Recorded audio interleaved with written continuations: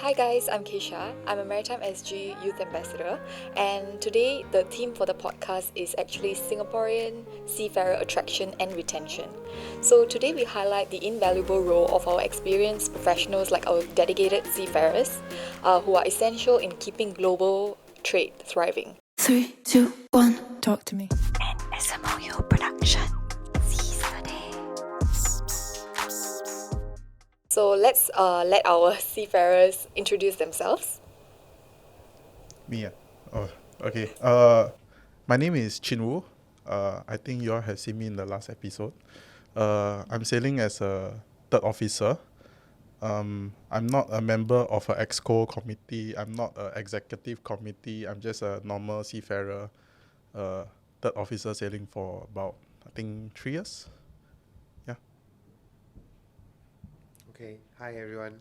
My name is Nafiz. I'm currently a third officer. I'm with a tanker fleet and I've been sailing for about 5 odd years or so. Fun? Okay. Hi everyone. My name is Farhan.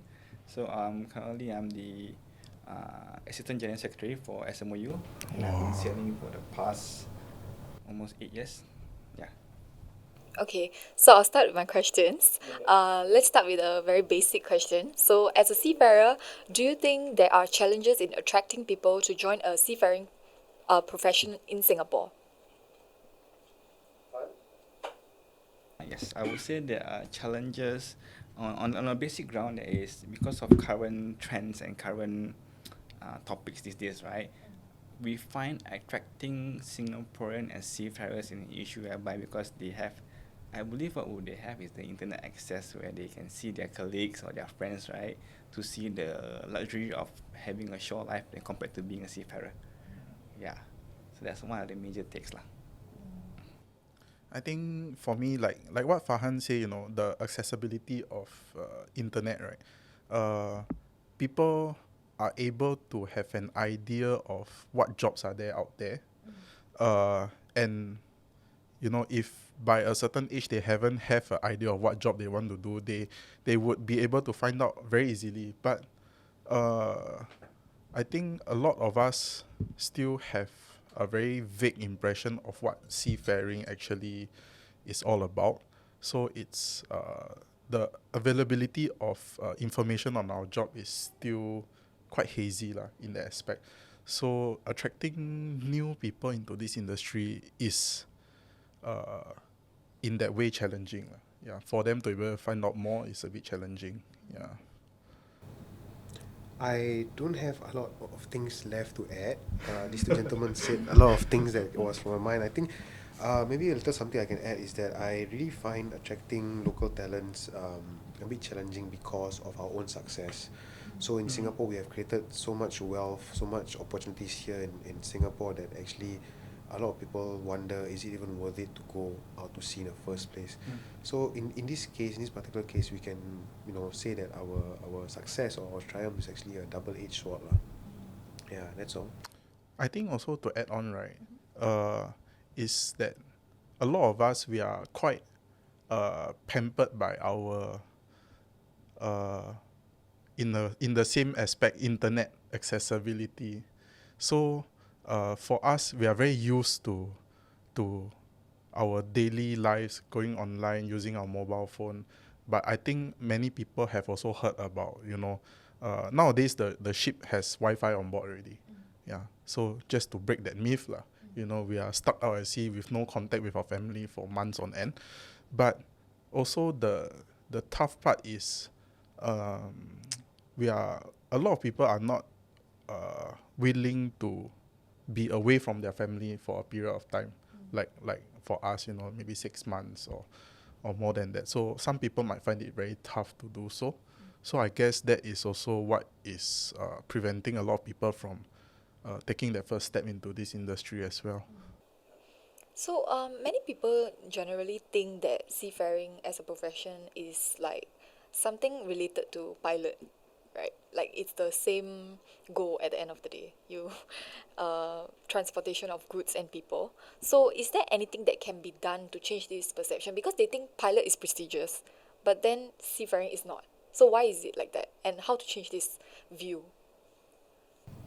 Pilot is in Yeah. Airline Yeah, pilot. yeah. Oh, okay. Not harbour pilot. Not harbour pilot. Because our industry, when you talk about pilot in our industry, we have Oh, so harbour okay. pilot. Yeah. Yeah. So that's why we're clarifying that it's a airline pilot. Yeah.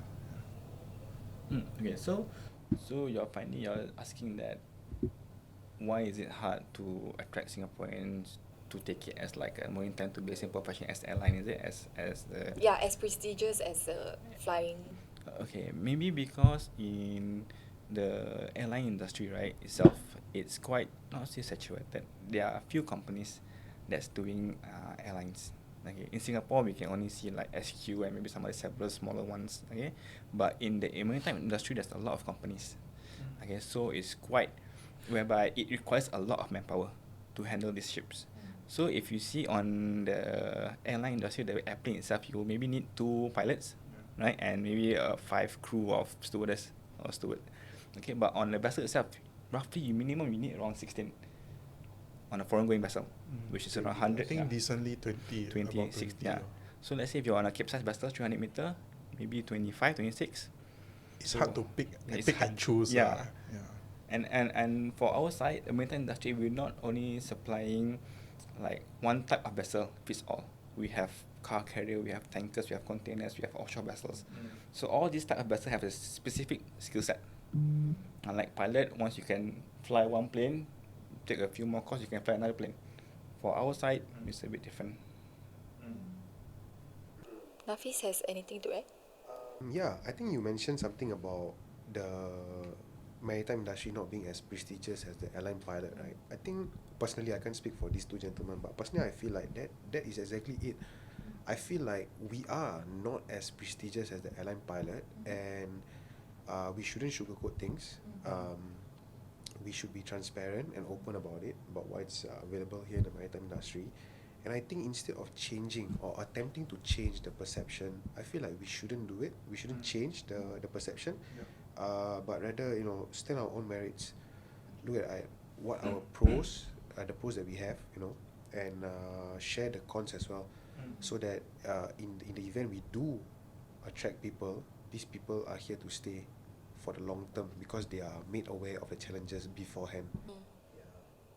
So whoever wants to know the pros and cons can come and look for us. We will gladly share it with you. So, But sorry, I yeah. mean, if you're talking about the prestige, right? If you ask me, I don't think you should go into a job just because a job is very prestigious or very glamorous. I think you are going in with the wrong foot, You know, you want to talk about airlines being very glamorous. By the way, it's not a airline versus shipping kind of thing, but I think for us, you want to talk about comparing to the airlines, how pilots look very cool in their uniform flying. Well, you know, can look cool. yeah, I also can. I can wear uniform on the bridge also, but nobody will see. Yeah, but you want to compare. You look at the cruise ship also. The deck officers and engineers. I mean, engineers don't really wear uniform, but deck officers, they can wear uniform. They can look very very up there, But I don't think that's the whole idea of our job, to look cool. Anybody can look cool wearing a uniform. Ask any Singaporean male who has served NS. Do you look cool in a uniform? I mean, that's not the first thing that you want in a job, Yeah. So like what Nafiz has said, you must know the truth about a certain job. A airline pilot can be very glamorous, but I'm pretty sure there are some cons in that industry, which I don't think we're in a position to share as well. But pros and cons, you need to get your facts right before joining whichever industry that you're looking at. Yeah, I think that's most important for people who are looking to take a step here. So Yeah. do you think it's due to the lack of competition to become a seafarer versus like for a pilot and crew, right? They set high standards. Then do you think it's easier to get into seafaring?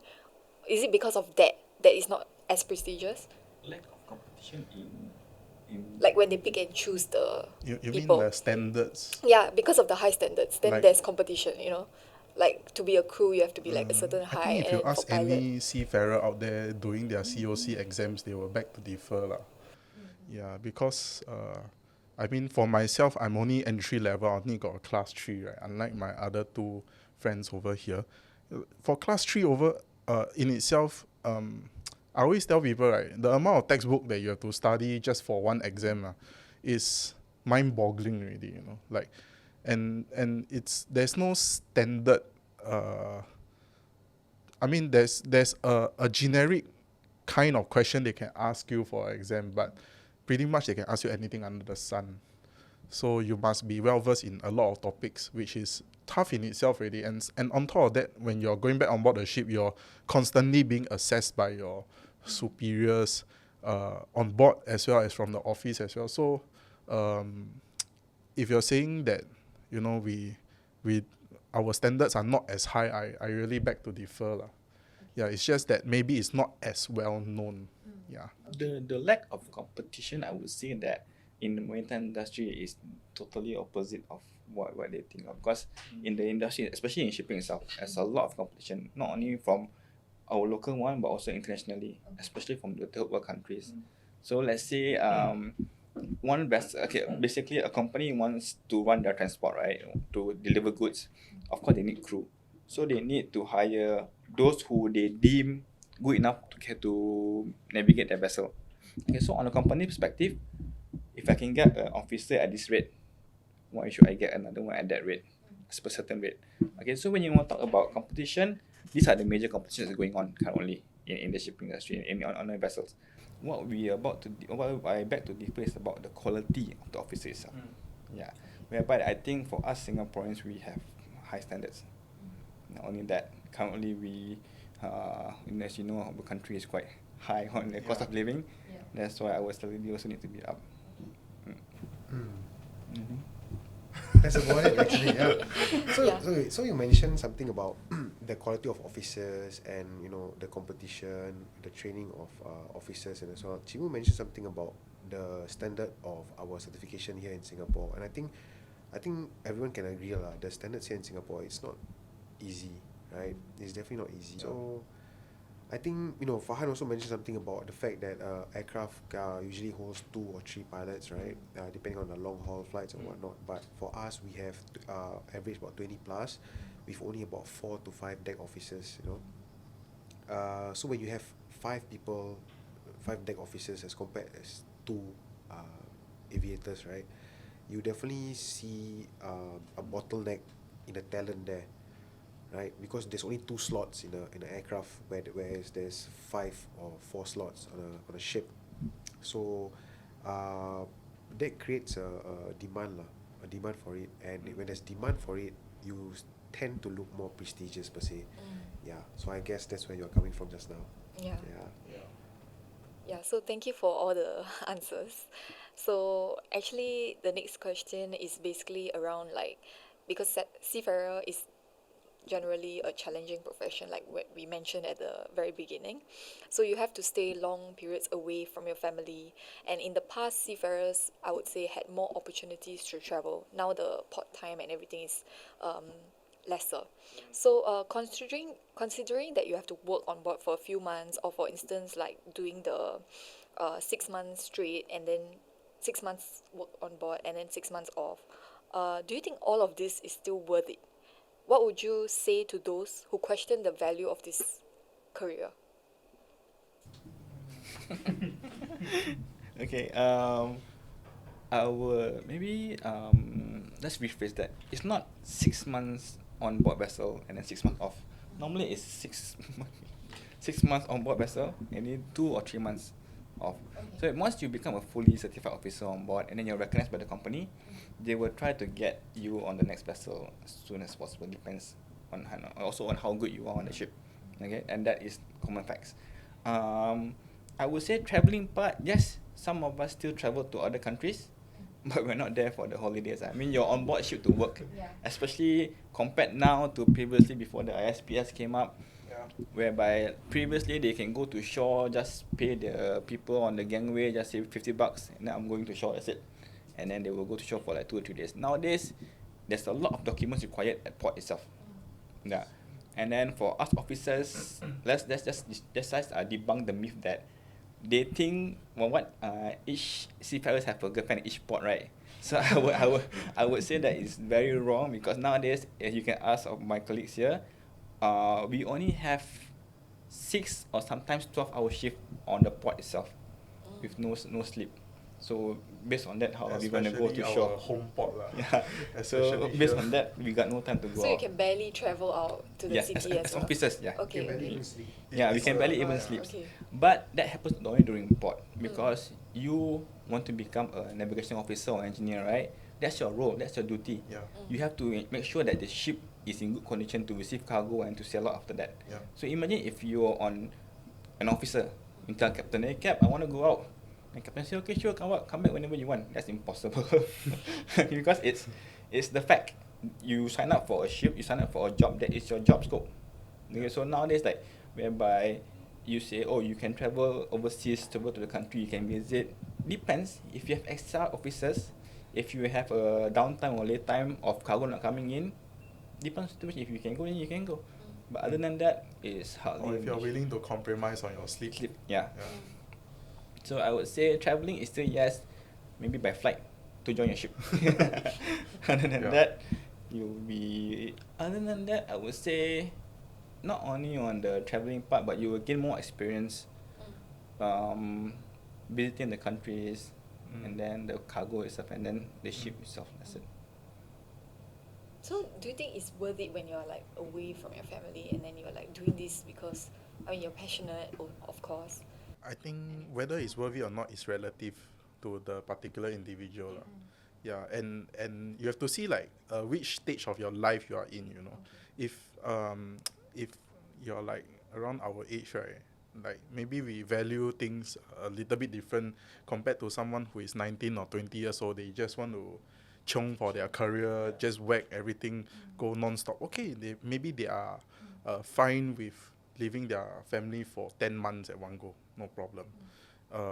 But it's really up to the individual whether it's worth it or not. If you ask me whether it's worth it, I think it's worth it for my career to go and sail my professional career. But I believe all of us can say the same thing, that, you know, we are sacrificing our family time, we are sacrificing For our a career progression Yeah, lah. for our Career progression. it's a trade-off lah. Yeah. So traveling wise, like what Farhan say, we see the view from the port. I see a lot of gantry crane here and there. So, but I mean, I do have my fair share of traveling, going ashore and whatnot. It's a good break, but it's a good break from the monotony of work on board the ship. Yeah, but again, like I said, it's a compromise whether you want to sleep or you want to go to shore. Yeah, so it's not like they have a dedicated 12 to 6. Everybody can go ashore. That is before 9/11 and before ISPS. Yeah, but after that, you know, this it's very regulated. Yeah, so it's really not every port we go we'll get to go to shore. So yeah. So like what the two of us. If personally for me, I believe it's worth it to sail as fast as you can. Yeah. Up until the requirements of COC Class 1. This is my personal opinion. I don't believe that it's worth it for you to remain being a seafarer after you are eligible for a Class 1. Which means that if you intend to sail all the way to a master or to a chief engineer, I personally don't believe it's worth it. But like Chinu mentioned, it's an individual kind of thing. If you feel like it's worth it for you, if it feels like it's going to value add your resume or whatever, then go for it. But personally, I wouldn't do it. I know I've spoken to a lot of professionals, including Farhan here. We realize that, essentially having a Class 1 is enough to have a good jumpstart here ashore in Singapore with so many opportunities. So I wouldn't want to sail for additional, say, 5 or 6 years just to be a master or a chief engineer and then come back for a salary difference of, say, 2,000 or 3,000. Yeah, so it's just not worth it for me. But so to answer your question simply, it's worth it to sail as fast as you can up until your Class 1. So Yeah. how many years will that be roughly? STCW requirement for Class 1 is 36 months sea time Okay. from the day you get your COC Class 3. Class 3. Your first, yeah. your first license, The basically. first command as an officer, Yeah. at third mate, all the way up to